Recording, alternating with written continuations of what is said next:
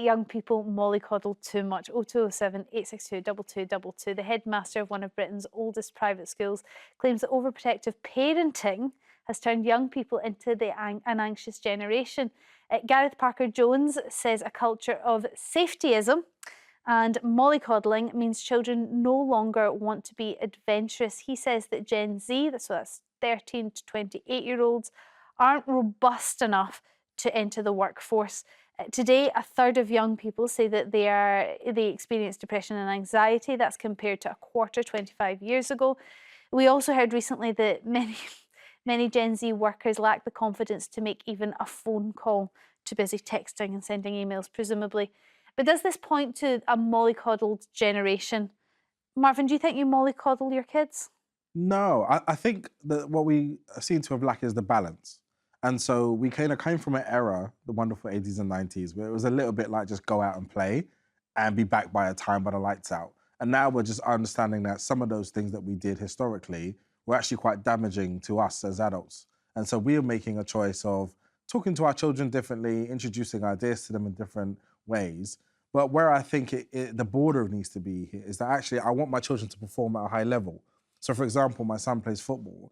I still have to push him to go through pain barriers, to go through thresholds of like, I'm tired, to continue to perform at a high level. And he's got to learn to do that.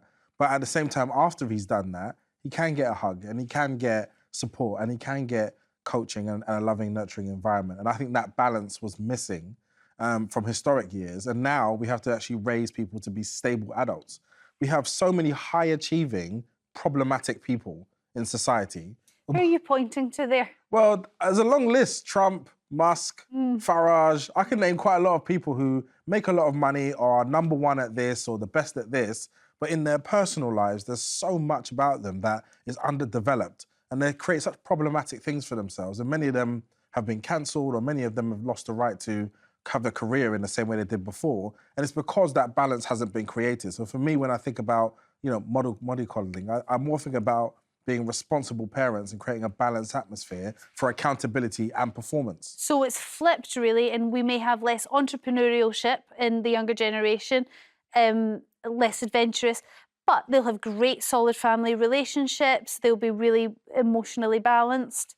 I mean, I think what you're describing is a really great scenario.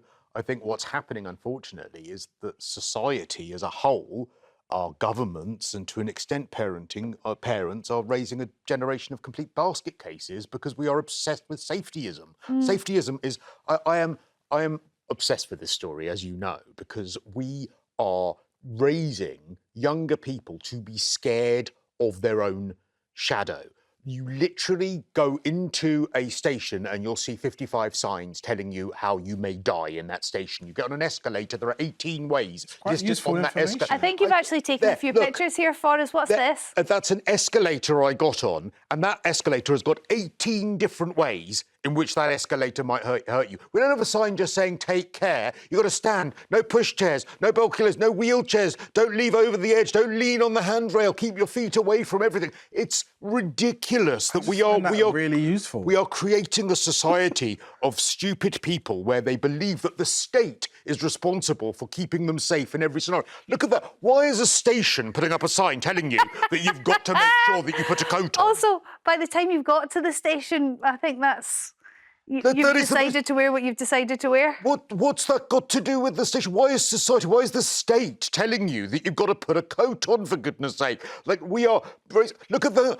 I mean, how can anyone who is a young person get on a staircase and not literally end up a basket case of worry? Because there's no mobiles, hold the handrail, don't rush, one step at a time. There's danger everywhere. But I wonder whether this is actually for legal reasons, because people have tripped up and then the station's been sued, and this might be an unintended consequence that actually Gen Z are now paranoid if they're not holding onto the handrail. That is a part of that. The things that are creating paranoia. I think this is almost like a form of social coaching, where it's like a constant reminder. Because we never grew up in phone culture before, where people's heads are literally doing this the whole day. So constantly reminding them through steps, and it's a creative way of doing it. It's not intrusive. It's not demanding. There isn't someone standing there with a whistle being like, mind the stairs. It's just general culture that's been integrated into the natural environment. I think that's just smart ways interesting. This looking head after of rugby has said that part of the problem is the combination of being extra safe about some things and then really lax. This is parents being really lax on the dangers when it comes to social media and that smartphone connection. Teresa from Newcastle upon Tyne, do you think that Gen Z are too mollycoddled? Oh yeah, I mollycoddle my children, full stop. Love what it. does mollycoddling involve? To me, I do everything for my children, absolutely everything. It's got to a point, my son is a lance corporal in the army. Now he can put a gun together, he can take a gun apart, he can clean it. But when he come home on leave, he couldn't hang a picture in his bedroom. He had to get his dad to do it because Teresa, everything's been done for him. And I'm still the same with my 15-year-old daughter. And I get the urge to do that. I understand that now as a parent. But do you think there's an element where you've failed your son in that area? He's always going to have to call a man. He's going to have a family and he'll have to call a man in to do the bits around the house. It's not going to be demoralising for him. Oh, no, because he's in the army, he's doing more and more stuff. So obviously he's learning a lot there. But no, he's a good lad. I mean, the head teacher would say that was part of your responsibility, Teresa. It was your responsibility to teach him how to clean for himself, cook for himself, do basic DIY to make sure that when he had to change a plug, he didn't kill himself. Oh, no, he can cook and iron now. The army teaches you well to iron. So he can sounds like the army's doing the job for you, Teresa, and you just get to do the mum thing that you want to do. Teresa, I really have to say, I appreciate your honesty, and maybe that's it. Maybe when you were brought up, did your mum do everything for you? Did your dad do everything for you? My mum did. My mum done everything. Cleaned my room, hoovered my room, cooked my meals when I got in from school or from work. My mum done exactly the same. She done it to the day I left home.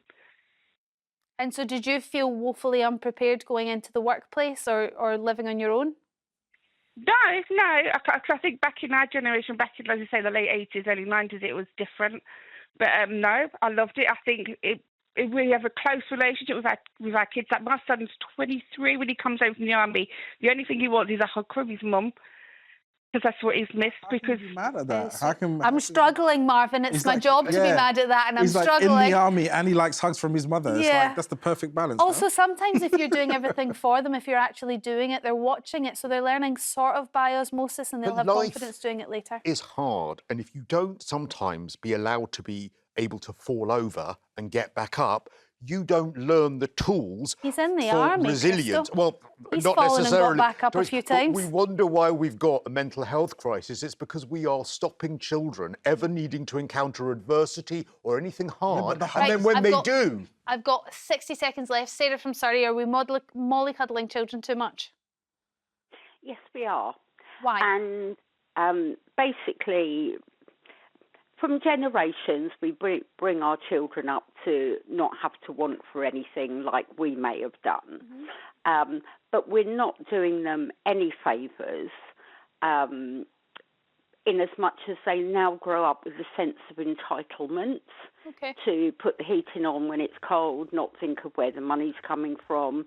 I supported my children through college, university, whatever. I prepared them for university in as much as how to cook for themselves, how to iron. Oh, great. Okay. But now, when they started earning, I was vilified for expecting housekeeping. Oh, Sarah. Well, unfortunately, I'm not going to be able to have any more of a chat with you because we've run out of time. It's the end of the show. Marvyn and Cristo, thank you for being such a brilliant panel. Thank you for all your calls. Jeremy will be back here at 9:15 tomorrow.